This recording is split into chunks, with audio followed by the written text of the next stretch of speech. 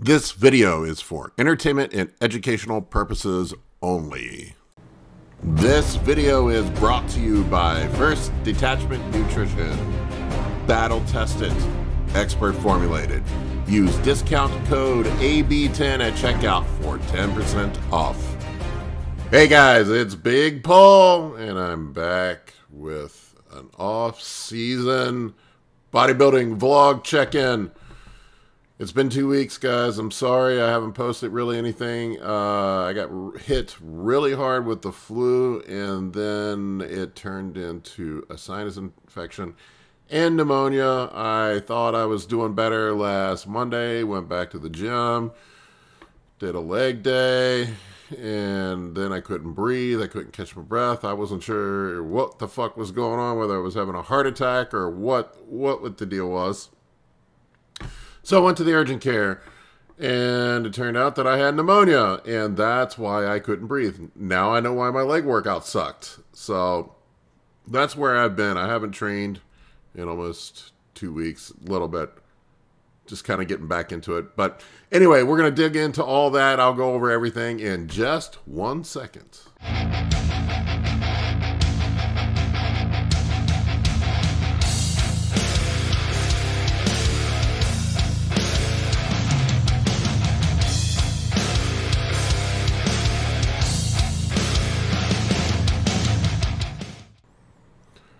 Okay, so let's get into it. So yeah, I had pneumonia. I've never had it before. This is a first for me in my life. I think this is probably the sickest I've been in a long time. I don't know. Maybe I was sicker when I had the C word 2 years ago in round one of it. But I don't know. This was pretty close. I was pretty fucked up.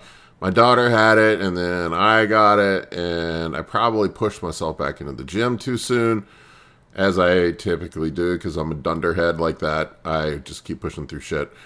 And I did a workout, and I couldn't catch my breath. Got to the doctor. The doctor's like, "You're not having a heart attack." But she said, "I think there's something going on with your lungs. I don't think you'd have pneumonia. You wouldn't be working out if you had pneumonia." How little she knew me. I literally walked around with a completely ruptured ACL and MCL for 2 fucking months and kept working out, kept lifting, and I thought my knee felt squirrely, but I wasn't 100% sure what was going on, and finally went into the doctor, and he told me there's no way you'd be working out on it if you had a torn ACL and MCL, and he did an MRI, and he couldn't believe it. But that's just how I am. I was an athlete when I was younger, and you learn how to push yourself through stuff, and I have a pretty high pain tolerance, for better or for worse. I think this is why bodybuilders a lot of times end up killing themselves in the gym, because they have shit like heart attacks and stuff like that happen, and they don't realize that they're going on because they're so used to pushing through pain. Anybody that's been in sports or any kind of athletic activity for a long time, you learn how to just push through injuries, and you kind of become numb to pain. And especially if you're a lifter, bodybuilding style lifter, where you're doing high reps, high volume, and that, especially if you train to failure or beyond failure, you get used to pushing through pain thresholds, and it just becomes normal for you. You don't have a tolerance to pain like the normal mortals do. And it can get us in trouble sometimes. So you have to pay attention to your body. I've gotten better with it. I've torn muscles, I've torn ligaments. Another one for you, to tell you how the kind of pain tolerance that I have. I ruptured my UCL in my elbow. I don't know when, but I've had elbow pain for years. I must have done it 10, 15 years ago. I think I did it in a motorcycle wreck, actually, in my 30s. But I was having trouble with my elbow, and I went into the doctor, and my elbow kept getting inflamed, and it was hurting. Felt like it was sort of popping out of socket. And they did an MRI, and she was like, "Dude, you don't have an UCL ligament in your elbow. It's completely calcified." She goes, "That means that if you ruptured it, you did it a long time ago, like decades ago. It was completely calcified at this point." So that's the type of dunderhead I am and shit that I deal with. While I was sick, my appetite got completely crushed. I think it may have, they put me on doxycycline I don't know why they would use that for pneumonia, but they started me off on something else. I think it was a Z-Pack or whatever, and that didn't work. So they switched me over to doxycycline, which seemed to get rid of it. But man, antibiotics destroyed my stomach and made me feel sick, and I just did not want to eat. So I barely ate while I was sick, and I was also worried about inflammation, so I stayed away from carbs. I dropped the GH. I dropped the insulin, and I just mostly ate meat and vegetables and a little bit of fat while I was sick, and I wasn't getting all 6 meals in per day because I was sleeping a ton, super fucking tired, and I lost, well, at one point I was down almost 20 pounds. I've gotten some of the weight back up. It's crazy how fast the weight falls off of me. I have a really hard time hanging on to weight. I'm one of these people that I just have to fight, scrape, and claw to get every pound on me that I can. I was like 170 pounds when I was in college. And, you know, and I was up to over 280. And, man, I dropped my fasted weight. At the day that I came back to the gym was 259. Holy crap. You know, that was an insane drop. So my fasted weight was 262 today, and I was 274 before I got sick was my fasted weight, and my daytime weight was 269 today. My daytime weight before I got sick was 283, I believe. So, man, it beat the fuck out of me. I dropped some serious weight. I always put my height in here because people ask me how tall I am all the fucking time. I'm 6'2", just a hair under 6'2", I think. 6'2"-ish, I don't know, 6'2"-ish. When I was at the hospital, or I'm sorry, urgent care, let me make sure I choose my words correctly. They said my BP was 118/78, which is actually lower than the readings I've been getting here at home with my wrist cuff. So I was happy about that. Fasted glucose is in the 90s. They ran all my blood panels when I was went into the urgent care. I almost said hospital again.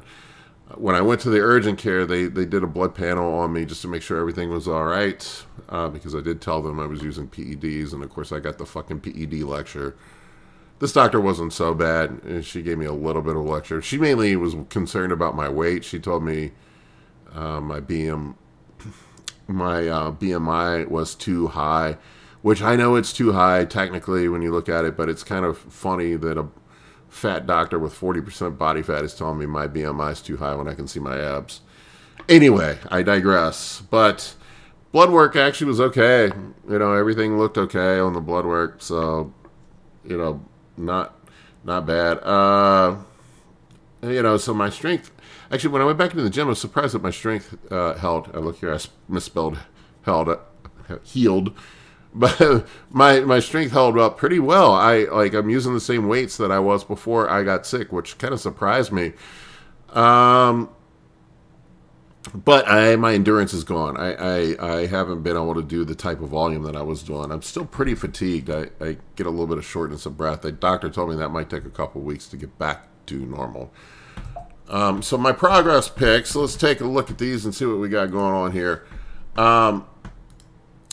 I mean, you can see I definitely, my legs look flat. I definitely lost some size. I dropped some body fat too. It's funny because I can see like the separation of my glute coming back out and separation of my legs. I'm super fucking hairy right now, so you can't see. But I definitely got leaner. My pants fit looser. Everything is looser on me. So I lost some body fat. I guess that's a positive. You can see here from behind, you know, you still see some separation of my hamstrings and my back, and, you know, overall I'm fine with where I'm at. I still have the fat head, though. That never goes away. Diet, as of right now, no changes to the diet. I might pop in an extra high day and do 3 high days just until I get the weight back up. I think that's going to be necessary to get things moving forward again. Current PEDs. People ask me if I dropped the PEDs while I was sick. I did drop the GH and I did drop the insulin because those are things that are quick in, quick out. But the test, EQ, and Primo, there's no point in dropping them. Because if you think about the half-lives, it takes 5 half-lives for it to eliminate from your system. So if I panicked and pulled the plug on my EQ, and it's got a 15-day half-life, it's something like that. I don't remember the exact half-life. You'll see it all over the place. I'm sure somebody's going to want to correct me on that. But let's just use 15 for nice even numbers. That's a 75-day elimination time with 5 half-lives. Test is a nanthate. Primo is a nanthate. It's an 8-day half-life, roughly. It varies from person to person. So that's 40-day elimination time. If I'm going to be sick for a week or 2 weeks, what's the point in coming off? It's not out of my system. I'm not doing anything. If anything, I'm probably creating some sort of hormonal decline that may affect me negatively. I pulled the insulin and the GH out just for inflammation and fluid retention. I did not want to have to deal with that while I had the flu and had pneumonia. I didn't want to do anything to promote pulmonary edema. So out of an extra bit of caution, I kept my diet tighter and pulled those portions out. But the actual anabolics, I did not. I didn't see any point. I don't think it would have made any fucking difference. Yeah, if anything, it would have made things worse. So that was my logic. You can tell me I'm wrong and explain why I'm wrong if you want. Current health supplements. This is a slide I added here. People have been nagging me about what health supplements are you using, and I never go over it. They want to know my health supplement stack. So this is what I'm doing right now for my health supplement. I have it broken up into buckets here. I have glucose management. I'm doing 1,500 milligrams of berberine a day for glucose management. I use a suppressor from First Detachment Nutrition, which is berberine and some other shit in it. I have a affiliate code with First Detachment if you want to pick it up. It's a really good product. My discount code is AB10 for 10% off. If you want to head over to First Detachment Nutrition, you can pick it up there. General health, I take a whole food vitamin. I used to get Dr. Todd Lee's vitamin, but he doesn't make it anymore. I use vitamin C and I use 5,000 IUs of vitamin D per day. For cardiovascular health, I have a stack that I use for cardiovascular health, which includes 3,000 milligrams of fish oil, CoQ10, niacin, citrus bergamot, and baby aspirin. And all of these things are to keep the niacin and citrus bergamot are for cholesterol, to keep the lipids in check. CoQ10 for heart health. The fish oil also aids with vascular health and keeping lipids in check. And baby aspirin is also for vascular health, for viscosity, of blood viscosity, to keep you from throwing a clot and dying of a heart attack. For liver, I use a combo of Tucka, milk thistle, and NAC. I used to buy those individually and spend a bunch of money. Milk thistle and NAC, specifically NAC, is super effective at lowering liver enzymes. It's crazy.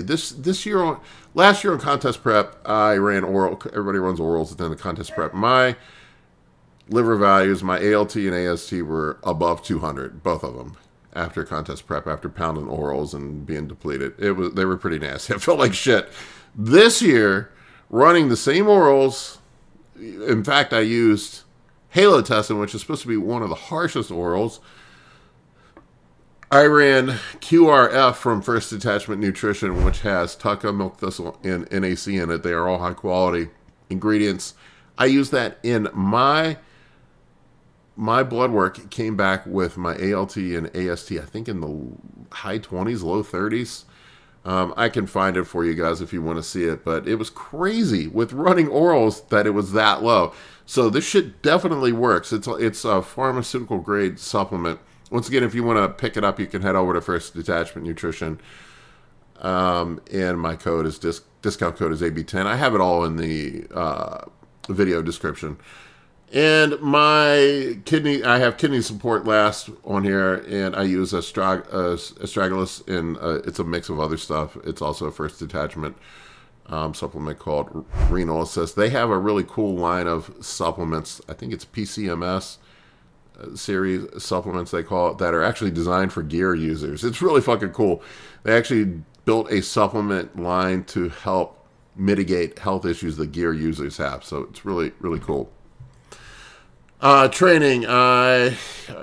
Training. So, fuck. I was moving along great with my training.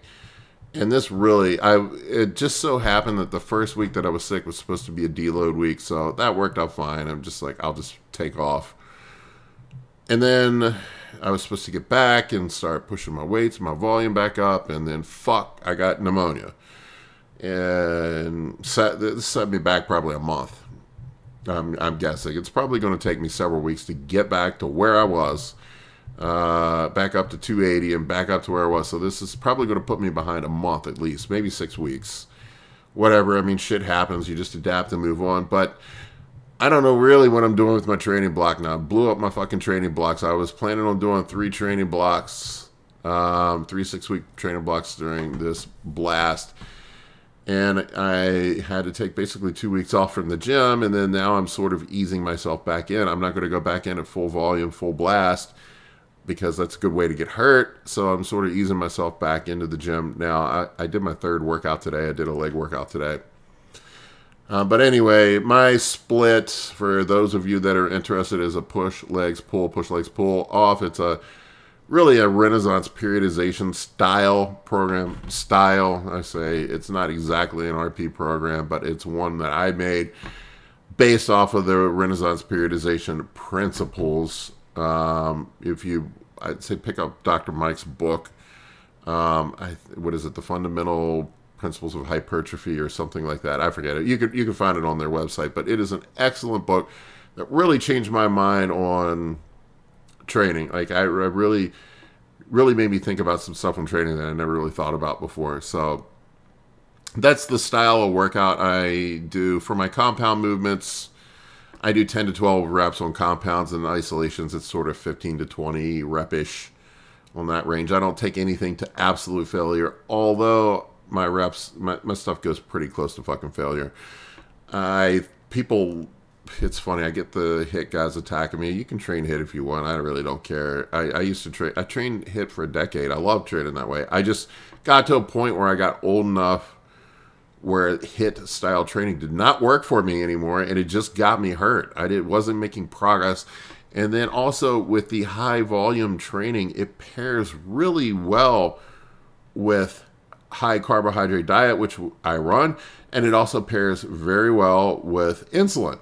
I don't think HIIT training pairs very well with the high carbohydrate diet and insulin. I hear a lot of guys say that they just get fat. Well, I don't think you're doing enough volume to really cause any sort of metabolic adaptation or sarcoplasmic growth. That's the issue. You probably get more myofibril growth. I'm just speculating here. I don't have any science on this from HIIT style training. But for the way I eat at my age and yada yada, this seems to be more sustainable. If I was in my 20s, I love lifting heavy. I love lifting hard. I love Dorian Yates. I trained with Dante Trudel for years. All of these, I know HIIT inside and out. So the guys that get upset with me think I'm slamming HIIT. Believe me, I'm not slamming HIIT. I trained that way for a long time and I loved it. I miss it. I just can't do it anymore.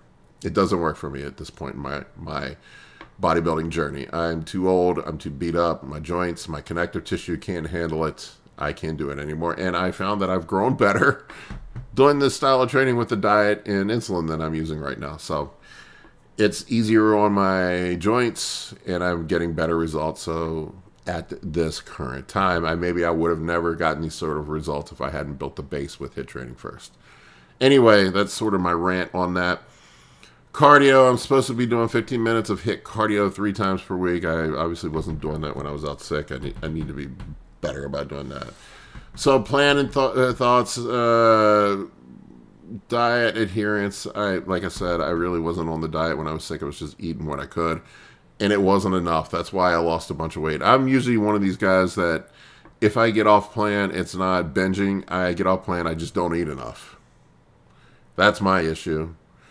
Some guys go pound pizza and donuts and do stupid shit like that. Me, I just lose my appetite and I don't want to eat. Hopefully I'll be fully back from the pneumonia here in the next week. I'm easing back into training. Doses of my anabolics were supposed to increase this week. I was supposed to go up to close to 2 grams, but I don't see the point now.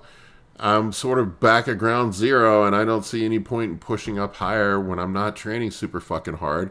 So I'm going to take another week or two, get myself back, try to push my volume up, and then I'll reevaluate, and I may push my gear up at that point. I just don't see the point right now while I'm still recovering from the pneumonia. It doesn't make any sense to push right now. Coach's feedback, not much from Justin. He's just like, just get healthy. We talked about running a 3rd high day to get my weight back up. I may run 3 high days in the meantime to get my weight back up. I had somebody ask me about the 3rd high day, when to run it, and so my take on the 3rd high day is most people can't get away with it. They just get fat. So most of the time with carb cycling, most people are running 2 high days. Now if you're somebody who just can't get fat, there are those people out there, then the 3rd high day may work for you. I'm not one of those people. All right, guys, that's all I got for you. Take care. For coaching or consultations, head over to www.anabolicbodybuilding.com to book your spot today. I can help you with optimizing hormones, fat loss, muscle gain, physique, athletic performance, nutrition, and health. For more information, shoot me an email at bigp3rd@gmail.com.